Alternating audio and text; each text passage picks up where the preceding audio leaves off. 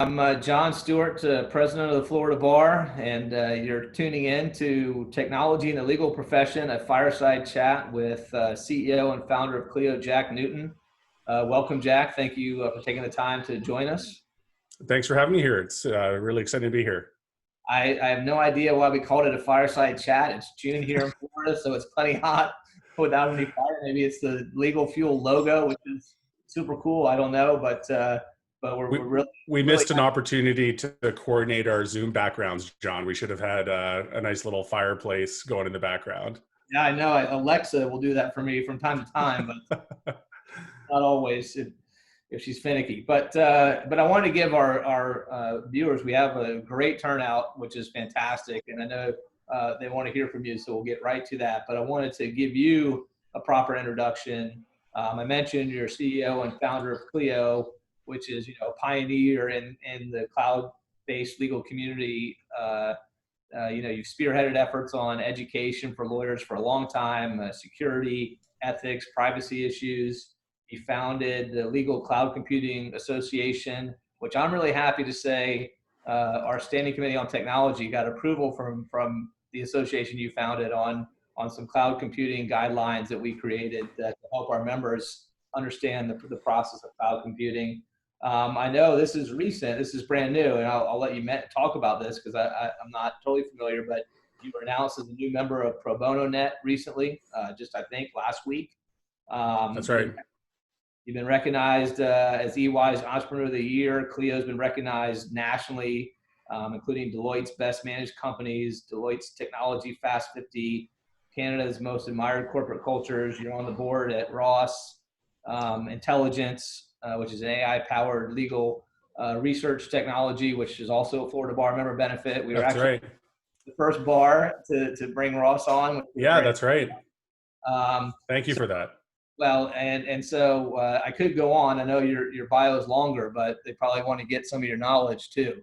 So thanks for that. And well, thanks for that intro, John.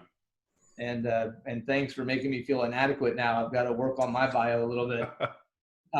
So let's get into it. We have a great group here, and I know they want to hear from you. So, you're a CEO and founder of Clio. I mean, and this is, to me, it's just an interesting topic in general, but, to come into the legal industry, which, is no secret to you, is notoriously slow at adopting technology in a lot of ways. And you bring a technology platform to the legal industry. One, what were you thinking? Doing that. Kind of what was your goal? I mean, maybe you achieved exactly as you saw it, or maybe it's changed over time, but maybe tell us, why did you invent Clio? What were you hoping to accomplish? And, how has it sort of changed as it's gone on? Yeah. So the Clio origin story, we've got to rewind all the way back to 2007, 2008, where me and my co-founder, Ryan Govro, were working with the Law Society of British Columbia as consultants. And as you know, John, but maybe not all of your listeners do, law societies up here in Canada are basically the direct analog of a bar association in the US.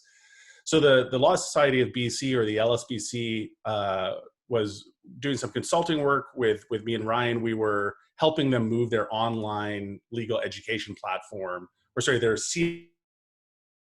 CLE platform online. So they're starting to think about moving to online delivery for their CLE. And over, what I would describe as a highly serendipitous lunch with their director of practice standards, a guy named Kenzie Gounden, he just describing to us the fact that most of the work he had to do in basically doling out disciplinary action to lawyers that had gotten on the wrong side of their ethics rules or committed some form of malpractice. They mishandled trust accounts. They had client complaints, whatever the case might be, and those penalties sometimes were as severe as disbarment. His comment to us was, I see so many of these problems among my solo small firm members, and really not much among my large firm membership. And we kind of pulled at that thread and explored why that was the case. And there was the obvious reasons, like solos and small firms don't have much, if anything, in the way of support staff to catch a ball if they drop it. Large firm lawyers have, often a small flotilla of people helping make sure that they don't miss an important limitation date. that they are up to date on client communications and so on. They're obviously not at risk of mishandling trust accounts in the same way. So when we ask why aren't lawyers, these solo small firm lawyers, using technology to stay on the right side of all of these rules and to manage their practice in a more effective and efficient way, Kenzie's answer to us was that many of the solutions out there were too expensive and too hard to use, and they were just really not viable for the average solo small firm. Even if they could afford them, the time requirement to kind of get up and running on these was just too significant. At the time, this was, again, way back in 2007, it was really clear to me and Ryan as technologists that this new technology called clouding was going to be this almost once in a lifetime technology transformation wave that we would be able to ride and take advantage of and bring to some industry that needed transformation. And really what this serendipitous conversation for us helped highlight that legal was really the ideal opportunity to bring the benefits of cloud computing to an industry that we felt really could benefit from the digital transformation that so many other industries had already started to realize thanks to the cloud. And to your earlier comment that, you know, lawyers are notoriously slow to adopt technology, I think that's true to an extent, but I think the causal arrow is often pointed in the wrong direction there. I think that legal technology companies often try to make that claim, I think almost as an excuse for having products that just aren't good enough. I think lawyers actually adopt technology that is great and that works well for them with haste. And we've seen, you know, look at the BlackBerry to iPhone migration cycle. That took all of what, maybe 2 years back in 2009, 2010. And I think when lawyers see technology that works great, they migrate to it fast. So I think much of the blame, if you want to call it that, for low technology adoption in legal has been historically legal technology just not being great. And I think that's starting to change now thanks to the cloud era of technology. Yeah, I just to give a quick plug, which I mentioned for, we came up with, through our Standing Committee on Technology, the Cloud Computing Guidelines for our members, which I mentioned your Legal Cloud Computing Association approved, signed off on. We have a 3-page sort of micro version to help members that are learning about the cloud, just to be able to ask questions and look at the right words in the terms of service. And then we have like a 13-page annotated version for those that really want to geek out on it with you. But it's it highlights to me, which is going to go to my next question. Part of the problem for lawyers is that a lot of us work by the hour, right? And there's only so much time in the day. And when you're in a solo small firm practice, a lot of times you're handling the trust account, you're handling the payroll, you're handling the HR, you're trying to bill. And one thing that Clio has done, which is, I think, fantastic and been an unbelievable resource to the community, is the legal trends report. And, what it reveals and what it shows. And, if that's not a wake-up call for lawyers that have had a chance to see it, then, nothing will be. But maybe, can you help us, with sort of, what you're seeing in the legal trends report and kind of what that's showing, where lawyers kind of need to be moving and why? I mean, some startling statistics in there. I'm going to get them not exactly right, but it was something less than 3 hours a day that lawyers were collecting, on average. Right. At small firms. Yeah. Those trends are important, and you all measure them. Yeah, happy to speak to that. So the epiphany for the legal trends report came to us around 5 years ago, where we realized that, number one, we had established this really privileged position of being the most widely used practice management system on the planet at that point.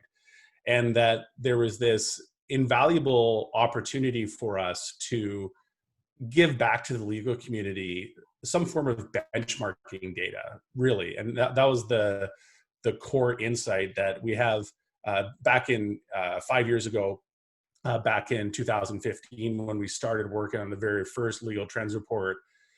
We realized there was $4 billion a year of billing volume flowing through Clio. And that if we took that data and anonymized and aggregated that data, we would be able to provide some really useful benchmark data back to the legal industry. And that would be in the form of for example, what is the average utilization rate, which is the number of hours billed per day by a lawyer as a portion of their overall hours worked? What's their realization rate, which is the number of hours that show up on the bill that's sent to clients? And finally, what's the collection rate, which is, as you might guess, what is the rate at which I actually collect my invoiced hours? And what we found was, oh, sorry, before I go on to the findings, the other insights we thought would be very useful is just some very simple statistics based for the first time on really large sample sizes of data. Simple data points like, what is the average hourly rate for a lawyer in the US? We have geographic specific data where we could answer that question by state and by practice area. So that was really the insight was, can we anonymize and aggregate this data and then give the benchmark data back to the legal industry as a whole and our customers in particular to say, hey, I'm a family lawyer in Florida. What should I be billing? What's competitive? If I want to be competitive with the marketplace as a whole, what kind of hourly rate should I be charging, and so on. So a few of the big insights we had, John, to some of the headlines from that very first legal trends report that we've seen reinforced by every subsequent legal trends report we've done over the last 4 years is that, number one, the utilization rate for law firms is shockingly low. So the average lawyer only bills for around 2.2 hours a day of their time. So a utilization rate of just under 25%. So less than a quarter of your day is ending up on your bills. And then when you look at the realization rate of about 80% and a collection rate of about 80%, the math ends up translating to about 1.8 hours of collected billable hours at the end of the day. So we call that a devastating funnel in the sense that if you look at that funnel of, 8 hours a day of potential billable time, in a conservative case, by the way, many lawyers work more than 8 hours a day, but even if we use that as a fairly conservative baseline, a quarter of that's getting billed, and 80% of that is being realized, actually translated on a bill, and only 80% of that is being collected. It is a pretty devastating revenue funnel. So this was the watershed moment, I think, for the first legal trends report, in what proved to be a spark to, I think, a really important discussion in the industry, which is, what can we do to improve this utilization rate? And it was really interesting looking at the audience when we first announced this data at the Clio Cloud conference 4 years ago. And this initial almost inhale of shock that you heard in the audience, that this was the finding we had from this data. And then almost a knowing nod that you saw across the audience as they thought about their own days and they thought about their own revenue and their own KPIs. They realized that these figures are actually accurate, and they are often reflected, at least in some material way, in their own practice. So that was a really interesting insight from the first legal trends report. And over the last 4 years, we've continued to do that data-driven analysis of anonymized and aggregated billing data, but we've also shifted to focusing on what we regard as the huge chasm between consumer expectations of how they would like to receive legal services or like to see legal services delivered, and how lawyers are currently delivering their legal services and what they believe consumer expectations to be. So our goal with this research is really to help bridge what we describe as a chasm between the consumer market and the vast opportunity that exists in the consumer market, and what the average lawyer could do to pivot their law practice, maybe the way that they bill clients, maybe the way that they package their services, even things as foundational as how they communicate with their clients. Is it a phone call or is it a text message? And start to articulate how lawyers might evolve the way they're practicing to better meet the needs of the modern consumer. And that's been a theme of the more recent legal trends report. Well, I see it on your shelf behind you, and I'm going to have to look at my notes because it's a long title. I couldn't commit to it by memory, though I do have my own copy that I've been reading. I'll give you a zoomed-in copy, John. I don't know how well that's... The client-centered law firm, how to succeed in an experience-driven world.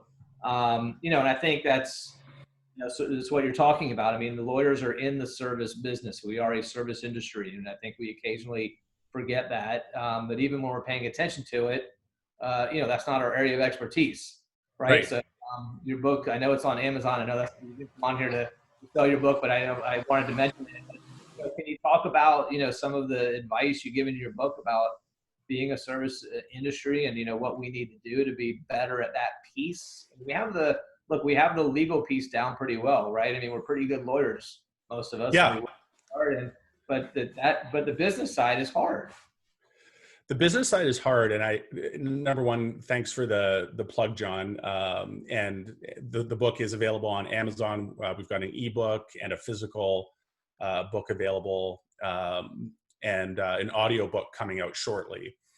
And in the book, just to describe kind of the reason I wrote the book was really the feeling that over the course of my 12 years now of running Clio and working with hundreds of thousands of lawyers and working with tens of thousands of law firms and working with some of the best run, most experienced and client-centered law firms in the world, I felt like I built up a real perspective on what more law firms could be doing in terms of employing best practices and next practices in terms of designing a new experience for how their clients interact with them. And to the point you made, John, I think it's a super important one.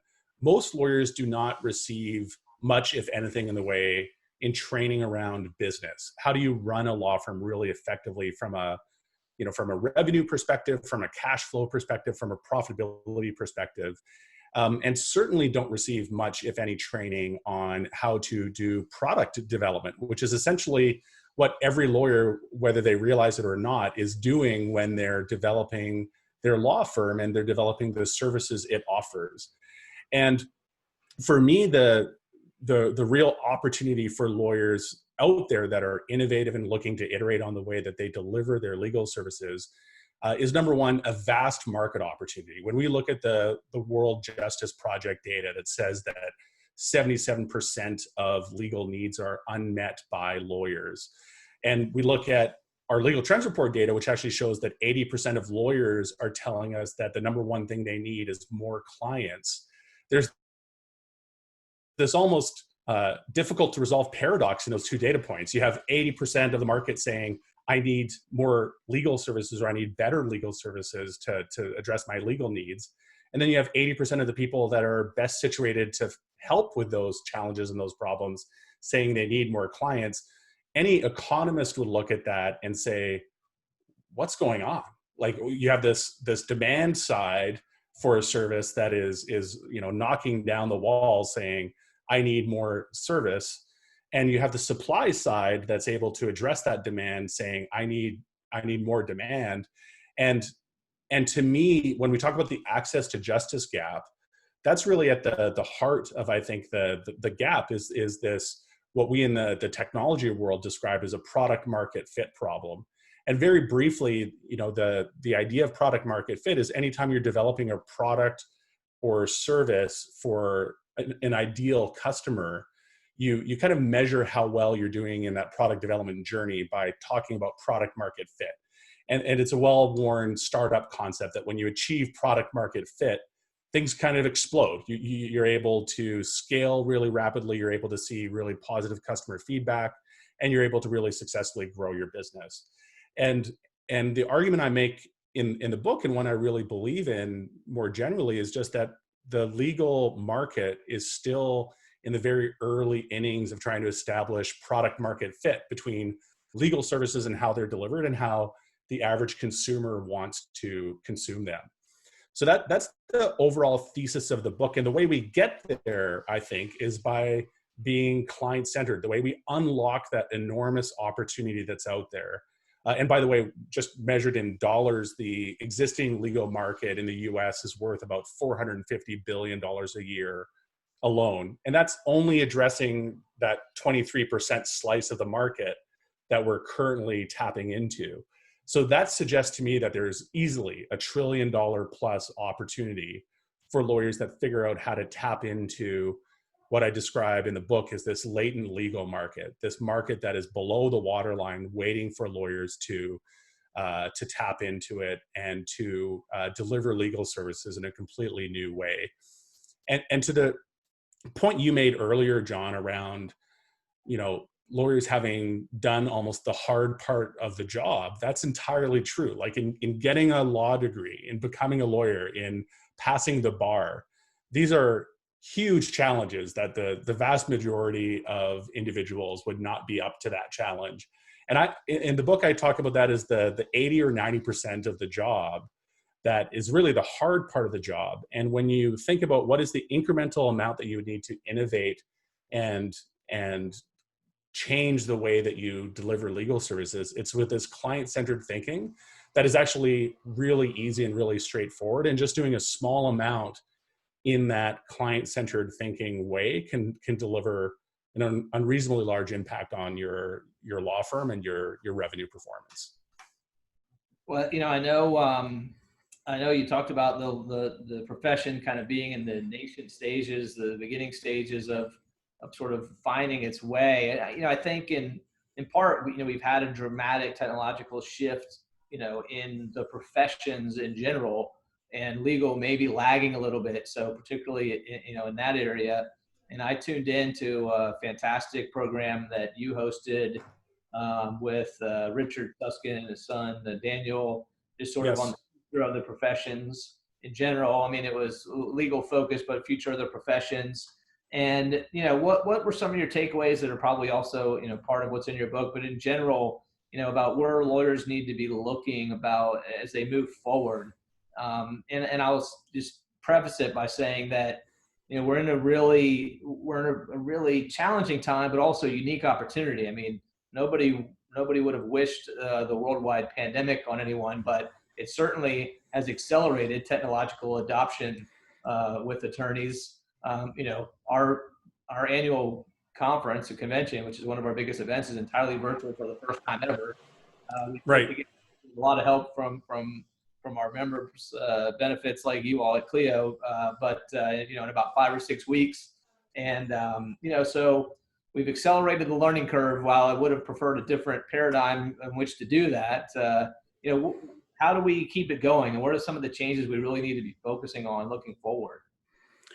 Yeah. So number one, I think, a very astute observation about the amount of learning that we've done over the last 3 months or so of the COVID-19 crisis. And, at the outset of the crisis, one of the claims I made that I think sounded audacious at the time, but I think has actually been borne out pretty nicely with what we've seen on the ground, is that we're going to see years of technological change pulled ahead and compressed into a few months. And I think we've seen exactly that happen over the last 3 months. And I think in a lot of ways, we've actually seen what I might call even decades worth of technological transformation, especially when you look at what's happened with the courts, happen in a very, very compressed time frame. So, maybe as a very quick synopsis of the conversation with Richard Susskind and Daniel Susskind, I think one of the more interesting topics was just the fact that we've really, I think, realized parts of what Richard described in his book, Online Courts and the Future of Justice, in a matter of a few months, and in what he might have thought would take years, if not decades, to occur. And if you look at the embrace of even tools like Zoom, and this, I think, widespread feeling that maybe courts truly are a service and not a place, as Richard makes the very strong case for in his book. We've seen judges that just a few months ago would have had a hard time with a teleconference, now conducting jury selection over a Zoom call, for example. That kind of change, I think, really would have taken years, if not decades, and without a forcing factor like COVID-19, may have never transpired. So to me, the opportunity is a unique one for lawyers and the legal profession as a whole to rethink foundationally, how do we deliver legal services? And is the way that we are delivering legal services in the year 2020, should it so strongly resemble the way that we delivered legal services 50 years ago? And the reality is it does. If you take a law firm from 1970, the average law firm from 1970, and compare with how it worked, at least in March of 2020, there's more similarities than differences. And you could probably plug the average lawyer from that 1970s law firm into a 2020 law firm, and they wouldn't miss a beat. And that's certainly the case in the courts. And I think what COVID-19 has done is catalyze a widespread recognition that the technology tools of 2020 do allow us to practice in a completely new way than they did before. And maybe that's in a way that's better for lawyers, better for clients, and better for the profession overall. And I really think there's a win-win-win opportunity here. Some of the conversations I've had with clients, for example, over the course of the COVID crisis have been to the effect of, I prefer working with my lawyer when, amidst the COVID-19 crisis. They're more responsive. They're admittedly, maybe sheltered in place and trapped at home, but as a result of all of us traveling less, we're more available, we're more responsive. Their comment is, I actually prefer chatting with them over a Zoom call over having to travel downtown to their fancy offices. And I've seen several comments to the effect of, I want my law firm to continue working post-COVID in the way they are during COVID, because it's better for everyone. And by the way, maybe they can give up that $1 million a year lease that they have in downtown San Francisco or wherever their main location is. And I think, by the way, part of tapping into that latent legal market is figuring out how do we deliver legal services in a more efficient way that helps increase our utilization rate, and helps us repackage and rethink how we deliver our legal services. And by the way, that doesn't mean, I think many people kind of leap to what sounds like the conclusion of that statement, which is we need to find a way of reducing our rates and making less money as lawyers. But that actually doesn't follow. I think we can look to very successful examples like Hello Divorce and Aaron Levine. And I know you're familiar with Aaron's work, John, but for the audience's benefit, Aaron Levine has developed an online divorce platform called Hello Divorce, where she helps streamline the process of no contest divorces, and helps for a fixed fee of $500, helps somebody who wants to get divorced in a very predictable, very affordable way. And this is contrasted with what, an average uncontested divorce handled in a more traditional way can cost upwards of $15,000. And what Erin's found with her business model is that her lawyers make more money than they did in the more traditional model. Her clients are paying less, and they're able to help more people get the divorces that they want. So even though it's maybe not the traditional lens we would put on access to justice, this is truly increasing access to justice. It's helping people leave relationships they don't want to be in. It's helping them do it in a cost predictable way. And the law firm is benefiting from that as well. And all of this comes out of client-centered thinking, where Erin and her team from the ground up thought, how do we deliver a divorce experience that actually meets our client expectations and delivers what they want for the lowest cost possible? And that can truly be a win-win-win. And that's where I think we start to unlock this massive latent legal market opportunity. And I think the wake-up moment that COVID-19 has provided for the entire legal industry is, wow, we were maybe forced into this new way of working in a completely surprising way, and we didn't have a time to prepare for it. But we've learned that we can operate in a completely different way that in many ways is superior to the old way of operating, and that allows us to really, I think, foundationally innovate in how we deliver legal services. And my final comment on that thread is really, I think that we have an unparalleled and unprecedented opportunity to innovate and to experiment right now. And that's an opportunity, I think, especially entering this convention that you and your team are putting on, John. The unprecedented opportunity that is ahead of us is one where our clients are willing to experiment and do new things in a way that they never have before. our COVID-19 research at Clio, our kind of lightweight version of the legal trends report that we've been doing over the last few months, has shown that clients are embracing new technologies at unprecedented rates. So when you say, I want to do a Zoom call with you, the average client now knows exactly what that means and how to do it and how to do it effectively. You're not going to be doing half an hour troubleshooting to get a video conference going.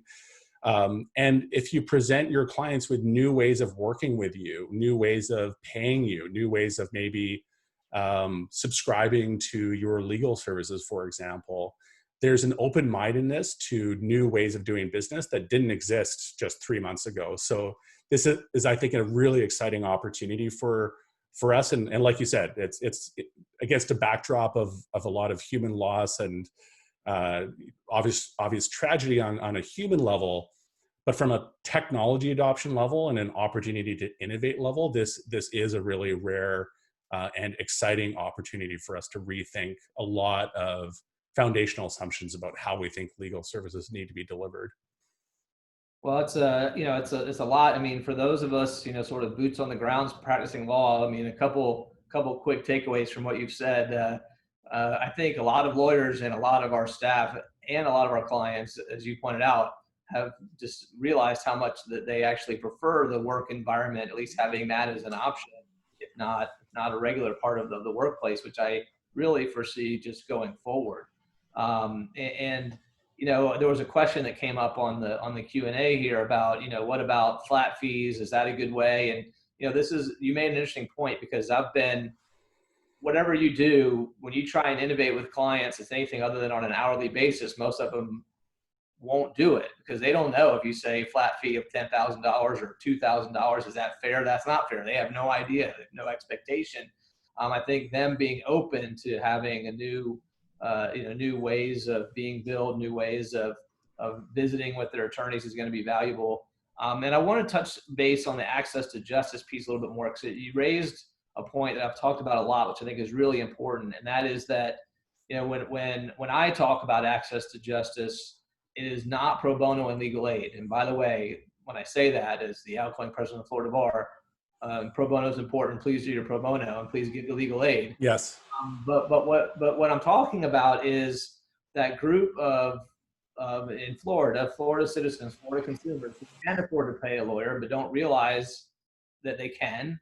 And you're talking about that disconnect, right? So I'm talking about access to justice. We're not talking about asking lawyers to work for free. We're talking about asking lawyers to connect with those consumers that aren't being connected. That disconnect that you've described. And one of the big pieces to that is the regulatory framework that we continue to work on. We've seen states doing in Arizona, Utah, California. We're studying it here in Florida to work on. But the technological piece is critical.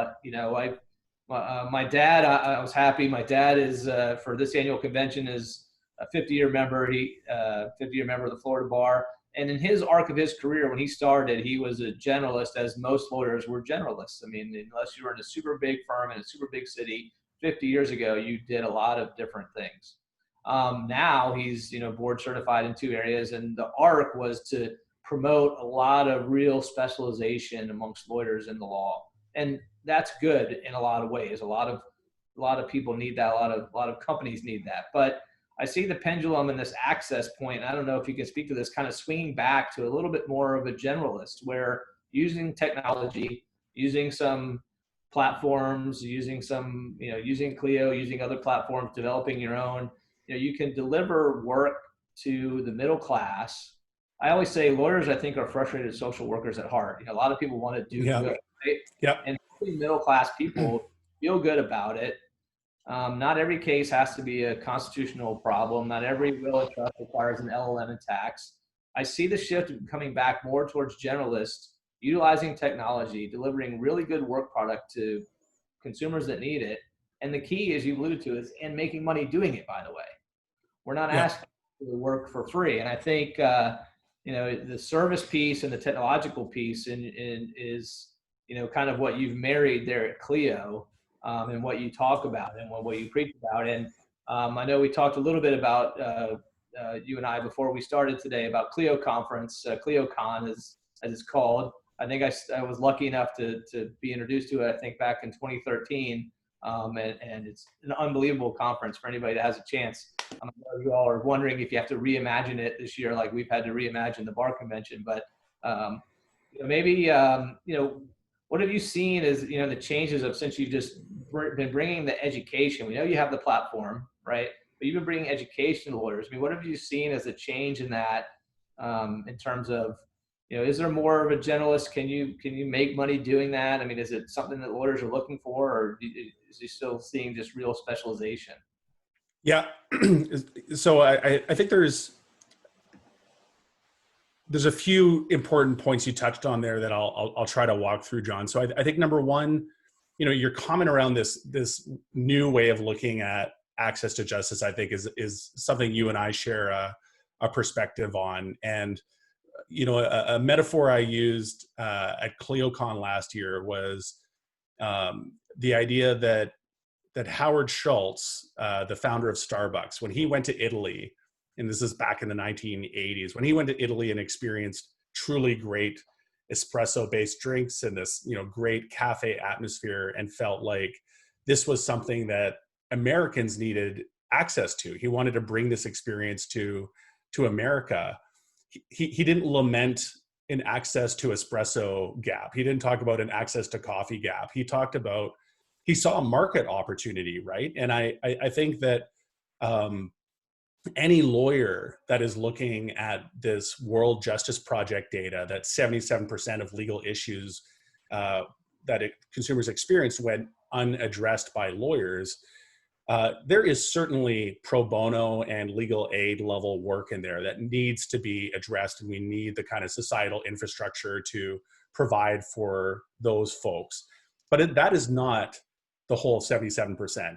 There's a massive amount of middle America that needs legal help, needs legal support, that is not either aware that lawyers can help them or isn't able to afford the services that lawyers currently offer, or can't even internalize or understand the business model that the average law firm employs. And that goes to foundational components like the billable hour model.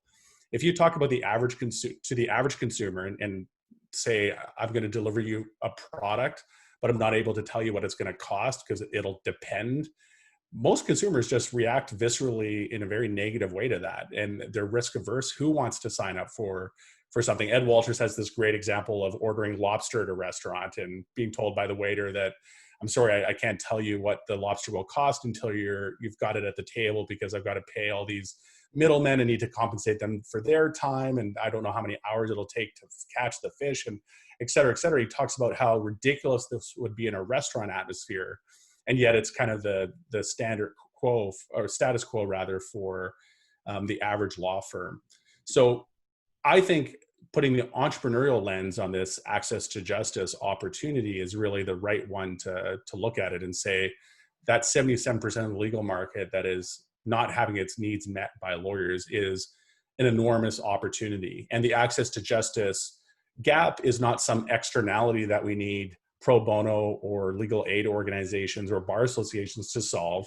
This is something that we as an industry need to solve. We need to improve product market fit between lawyers and the consumers who want to get help with their legal issues, or maybe even need help understanding when they have a legal issue that a lawyer can help with. And I talked about the Hello Divorce example. I'll talk about another example of just the kind of innovative thinking that I think could apply in so many cases, and that's the idea of subscription legal services. So there's Kimberly Bennett, who's a lawyer in Georgia, right next door to you guys there, that offers IP work and offers business consulting work. And she does all of this on a subscription basis, where her clients just pay her a predictable fee for access to a certain amount of consultation and a certain amount of legal advice every month. And she's taken a while to build up that subscription business, but now Kimberly is able to enter a new month with 80% of her revenue already guaranteed, thanks to the subscription business that she's established. So unlike most law firms that kind of finish their billing week and then say, okay, back to zero, let's go shake some money from the tree, she has 80% of her revenue guaranteed thanks to these subscriptions. And by the way, I interviewed her for my podcast a couple of weeks ago and asked her about the impact of COVID, and it was negligible on her practice because so many of her clients were committed to a subscription and getting value out of that subscription and weren't cutting fees as so many lawyers are experiencing today with the more traditional hourly billable model where clients can just say, I'm not doing anything this month, sorry. To your comment around moving from specialization to a more general practice and maybe even at a macro level,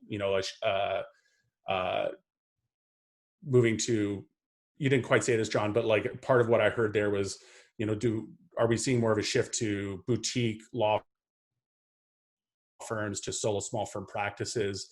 And I'll give you an example of where I think that there's an opportunity here for the legal space. And so the learnings we've had, thanks to the COVID-19 crisis, so many law firms, I think, assumed that their staff could not work in a highly distributed work from home world. And this was an assumption I think probably 90% of law firms, if not more, believed to be true up to March of 2020. And now what we've seen in our data in the polling data we're doing at Clio, the survey data the surveying we're doing at Clio, as well as many of the anecdotal conversations I've had over the course of the last few months, there's a lot of law firms that have realized, wow, this can actually work. We're actually more efficient than we've ever been. We're embracing new technologies and new tools. We're learning about things like Slack. We're learning about tools like Microsoft Teams. We're leveraging Zoom and other video conferencing tools. We're able to get work done in a completely new way. And lawyers and law firms are realizing that maybe they don't need that $1 million a year office in whatever downtown location that they have. And can we eliminate some of these massive overhead costs that make legal services so expensive and as a result so out of reach for the average consumer? And does that help increase access to justice? Just to give you an example, a good friend of mine works at Gowlings, which is one of Canada's largest law firms, about 1,000 lawyers. And the overhead for him is $20,000 a month. So he needs to bill $20,000 before the firm breaks even on the cost of the overhead associated with his carrying costs. And I think that overhead cost is obviously getting passed down to clients. And if we take all of that away, and 100% of it won't go away, but if we can say, look, real estate costs are going to be drastically reduced, efficiency and utilization rate is going to be increased thanks to Zoom meetings. One of the great things about Zoom meetings, by the way, is they are more efficient. You can have a quick half hour or 15-minute consult with a client over a Zoom meeting, and they prefer that and you prefer that. And by the way, you also eliminate, like, I don't know, we've all experienced this, but the half an hour of overhead that exists on either side of an in-person meeting of, can I get you coffee and how are the kids doing and all this other stuff. And not that there isn't value in that, but we can find a different way for the socialization part of what being in business with somebody looks like and delivering legal services look like. But Zoom helps us maybe have 5 to 10 client interactions per day, when in a physical world, it would be really hard to do more than a few if you're doing 1 hour meeting spots and kind of putting in the buffer around all the meetings. So I think that's another place that scalability starts to increase in the way that we deliver legal services. And another pattern I've seen in many of the really well run law firms I've seen, and this goes to maybe some of the regulatory work that we see states like Utah looking at, is let lawyers focus on the highest value lawyer specific work possible and find ways of having the non-legal work achieved by others. And that's something that, again, it's a recurring pattern where number one, we can increase the reach of legal services and increase the total addressable market for legal and start to reach into that 77% of unmet legal needs if we're able to deliver services more efficiently. And by focusing, essentially higher up on the value chain, I think lawyers will be able to make more money at the end of the day as well, because they'll be more productive. And technology, I think what COVID has shown us is that technology, all of this was possible 6 months ago, was all possible a year ago, was probably all possible even 3 or 4 years ago. But many of us have just woken up to the fact that, wow, this unbelievable new world of innovation and this unbelievable new world of opportunity for how we deliver legal services has been opened up, thanks to the technology tools that have really come to market just over the last decade. And this is maybe the first opportunity. The exciting thing for me, John, and it's hard for me not to get carried away talking about it, so rein me in if I am, but it just feels like this once in a lifetime opportunity for anyone that's been in legal, for an entire career. This feels like a super exciting time because the technologies are finally here. We're faced with an unbelievable amount of demand in the legal market. We're going to see a tsunami of legal issues hit us as a profession over the coming months, both as a result of the backlog of legal issues prior to COVID, as well as all sorts of COVID-related legal issues that are going to be hitting us over the coming months. And we need to figure out as a profession, how do we stand up and address this need? And it's going to require a lot of innovation. It's going to require a lot of new thinking about how we deliver legal services. And I think two things are going to be foundational to us properly executing against this opportunity. I think number one, as you've pointed out, is adoption of technology, and that's got to be just table stakes in terms of how we're solving these problems these days. But the second piece is, I think, open-mindedness and a new level of entrepreneurial thinking and innovative thinking about how we deliver legal services in this new era. Yeah, well, I do have to give a shout out to our Florida Supreme Court and our Chief Justice, for adopting administrative orders that have allowed us, to continue work. We're piloting some jury trial programs because we don't want to bring juries back in yet, even if, work is getting somewhat back to normal here in the state. And they're allowing us to keep those in place. Even hopefully things will get back to normal before too long, or I guess as we're all calling it, the new normal. But we're going to keep the rules in place for a while so we can study them. I think you are too. I'm a huge proponent of pilot programs. As Clio has done so well, and lawyers have notoriously not done well, is use data and metrics to make decisions. Right. We feel like rules need to be changed and regulatory framework needs to be changed, and we have a gut feeling about that, but we're not sure why. And then we change a rule, and then maybe we regret it. And there's a process to that takes time. We sometimes move a little glacially. So I think with this, we've seen, and the courts have been great about leaving the rules in place, allowing us to test them, pilot them, making sure that the public is protected, that they're being served. And it's going to create a tremendous amount of efficiencies for lawyers. I mean, you talk about a 30-minute Zoom conference with a client. I mean, we have 5 or 10-minute hearings that take 2 or 3 hours out of our day. You got to drive to the house, you got to sit there, you got to go. And you're right, it's an overhead experience, as part of it. One thing I want to touch on before we run out of time, just quickly, and forgive me if I go off script a little bit, but I know this will be no problem for you. But we've talked about the financial piece of technology, which is valuable, right? Bringing more of lawyers to consumers and bringing more of the law to consumers is something that's going to take a lot of work, a lot of change. Technology is going to be a big driver. But also, with the cloud computing and with Clio, the difference between, lawyers and sort of our non-lawyer legal service competitors is that we're obligated by rule or by law to keep secrets, to keep client confidences. And in the digital age, we're not doing that very well.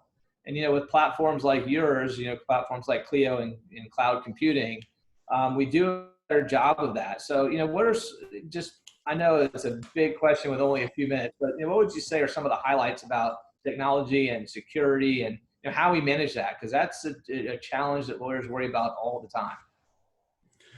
Yeah, absolutely. So a position I took back when we founded Clio, John, and you pointed out a few of the things I've been involved in, like founding the Legal Cloud Computing Association. One of the things we identified really early on is that the biggest barrier to our eventual success in legal was going to be the risk that that lawyers wouldn't get comfortable with cloud computing as a concept, that this idea that storing your data in the cloud would be something that the average lawyer wouldn't be able to get comfortable with.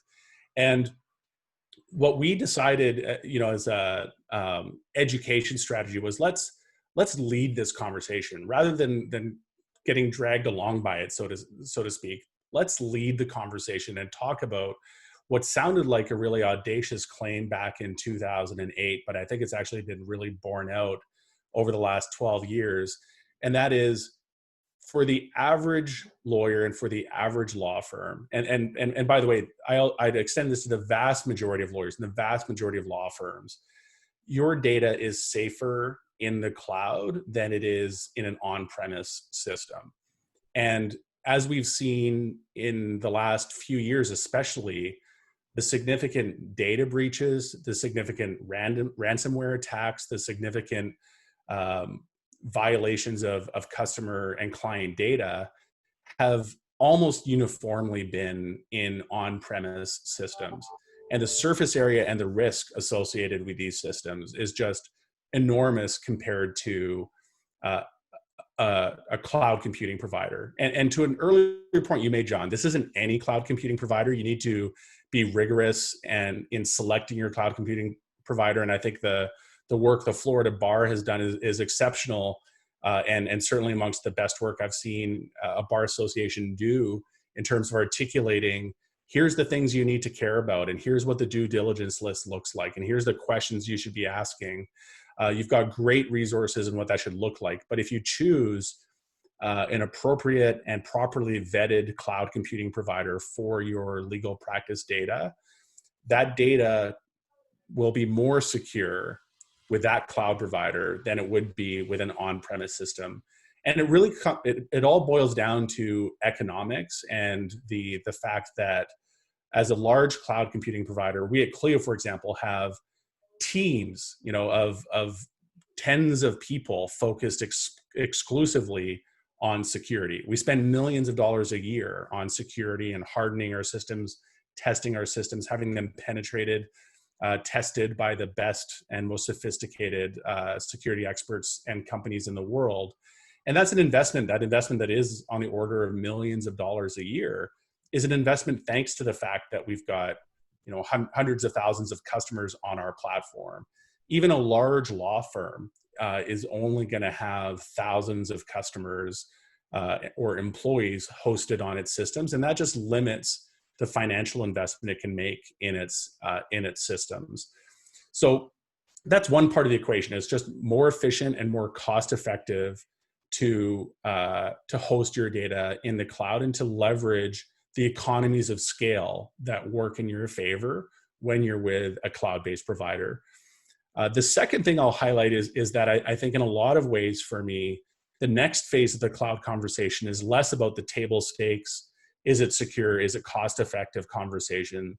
But what new kinds of client experiences does cloud computing open up for your law firm and open up for you delivering to your clients? And when we talk about creating a competitive edge in the 21st century, I think cloud computing tools are some of the most high impact investments that a law firm can make. You can easily invest, just on the order of a few $100s a month as a top end of that investment in technology tools that will fundamentally transform your law practice and how you're able to deliver legal services to your clients. And you'll start hearing feedback from your clients that the tools and technologies you employed in the way that you delivered legal services is actually maybe one of the most differentiated things about the way that you deliver legal services.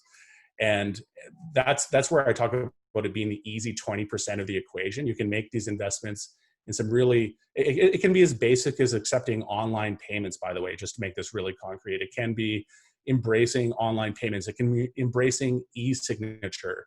It can be leveraging a client portal so that you can securely send documents and communications to your clients. And I know you're a big fan of online portals as well, John.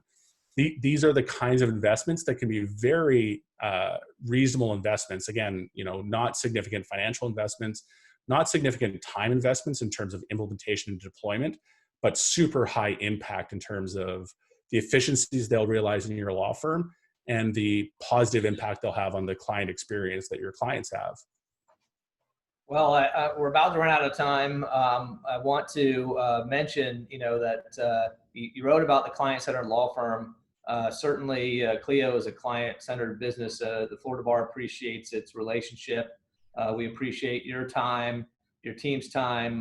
Nefer McDonald, who's helpful to us. Jonathan Israel is at the Florida Bar with Legal Fuel and our Practice Resource Center. I wanted to thank you again, not just for today, but I know that you're going to be our keynote speaker Wednesday for our technology workshop, which is an all-day technology workshop that you all helped us get some really world-recognized speakers. It's going to be a fantastic presentation, just a fantastic day of education and learning. And the last thing I wanted to mention was, I want to personally thank you, since I had you on here, not just only for all that you've done for me, but we're doing a sock drive this year for our annual convention. People think I love socks. The truth is, I was forced to wear socks when I became president, because you can't wear flip-flops anymore if you're going to be president of the bar. But we've translated that into donations to homeless centers around the state. And I want to thank you on behalf of Clio, who has some really stylish socks as part of your swag, for donating to all of the 5 homeless centers that we've designated. So, thank you for your generosity. Thank you for your time, your team, all that you do, participating Wednesday. We really appreciate the relationship and you personally. Yeah, well, thanks so much for that, John. And it's our pleasure. Florida Bar has been an amazing partner over the years, and we've got a lot of customers and a lot of fans in Florida. So thanks everyone who showed up. The attendance here was just amazing. And maybe I'll leave a couple parting notes, John. If you had any questions that did not get addressed over the course of this fireside chat, please feel free to hit me up on Twitter at Jack_Newton with any questions or comments about the chat today, or drop me an email at jack@clio.com. And as you mentioned, John, I'll be speaking on Wednesday. If what I talked about with the client-centered law firm has piqued your interest and you want to read more, or hear more rather, check out the session on Wednesday. And like you said, it's a phenomenal lineup on Wednesday. That's definitely a not to miss event. Yeah, that's great. Thank you for helping with our first ever virtual annual convention. And for me, I love Twitter. I'm _John Stewart, and it's not out of arrogance that I put the and underscore. I'm glad you have an underscore also, but someone else had taken the name John Stewart before me, someone more famous, so I had to adapt to it a little bit. But well, you are the John Stewart. John. I am the John Stewart. So thank you for your time, and look forward to seeing your presentation Wednesday, and back to when we can see each other face to face in the not too distant future. I look forward to that too. Thanks, John. Stay safe. Thank you very much.